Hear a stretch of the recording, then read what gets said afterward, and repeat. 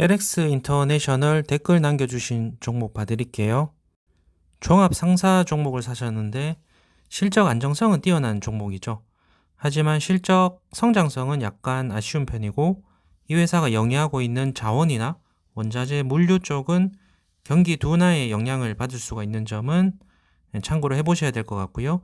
증권사 실적 컨센을 보면 작년보다 올해 실적 성장을 10% 정도 예상하고 있는데 이 기업이 물류 쪽 사업 매출이 전체 매출의 46% 정도 차지하는데 요 해상 운임이 상승되는 부분의 실적이 올 하반기에 반영될 수 있는 부분하고 가스 가격이 상승되면서 원자재, 석탄 이런 가격에 긍정적인 부분이 있을 수 있다인데 이런 하반기 실적 기대감과 그리고 올해 1월에 인도 쪽에 니켈 광산을 지분 60%를 사들이면서 종속 기업으로 편입을 했죠.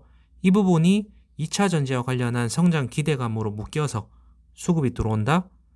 그러면 저는 시청자님이 평단가를 안 적어주셔서 평단가는 모르겠지만 지금 가격에서 반등이 나온다면 저는 팔아야 된다는 입장이고요. 그런데 나는 이런 데서 사서 수익권이 아니야. 그러면 저는 이 정도 반등이 나온다면 조금이라도 비중을 줄여놓고 상황을 보는 게 이로울 수 있다는 의견을 드려보겠습니다.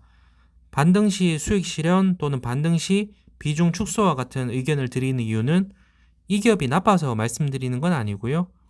시장 상황이 미국의 금리나 정책에 따라서 당장은 아닐 수 있겠지만 수개월 내에 큰 변동성 구간이 나올 수도 있기 때문에 말씀드리는 거거든요. 일전에 엔캐리 트레이드 이슈로 시장이 미친 듯이 빠질 때 멘탈 나가는 경험 해보셨을 거예요. 일본 금리가 워낙 싸니까 투자은행들이 돈을 왕창 빌려서 세계 증시에 갖다 박아놨는데 일본은 금리 올려, 미국은 금리 내려. 앞으로 이런 금리차가 줄어들수록 일본에서 저금리 매력으로 끌어다 쓴 돈은 갚아 나가는 게 수순이 되는 거니까 미국의 금리 인하 속도가 언제 어떻게 빨라질 거라 그건 아무도 모르죠. 단정할 수는 없겠지만 여러 돌아가는 상황으로 보면 11월 대선 이후부터 인하 속도는 빠르게 진행될 가능성이 높아 보이긴 하고요. 금리 인하 속도가 빨라진다는 것은 그만큼 경제가 좋지 않다는 방증인 거라 경제 침체 이슈만 부각되더라도 사실 증시는 크게 흔들릴 수 있는데 엔캐리 자금 이슈가 플러스 알파로 부각된다면 지난번 멘탈 쏙 빠졌던 하락은 맛배기 수준이었구나 라고도 볼 수 있는 거죠. 물론 그런 무자비한 폭락이 무조건 온다 라고 확신을 할 수는 없지만 어쨌든 한 명의 시장 참여자로서 상황에 따른 포지션 선택은 해야 되는 거니까 저는 그런 관점에선 반등 시에 시장 상황으로 인해서 현금을 일부 가지고 있다가 말씀드린 폭락장이 온다면 대응하는 것도 좋겠다라는 말씀 드려보겠습니다. 자, 기술적으로는 이 차트가 지금 월봉입니다. 월봉을 보시면 삼각수렴 형태에서 윗방향을 뚫고 올라가느냐 추세를 깨고 밑으로 내려가느냐의 갈림길에 서 있죠.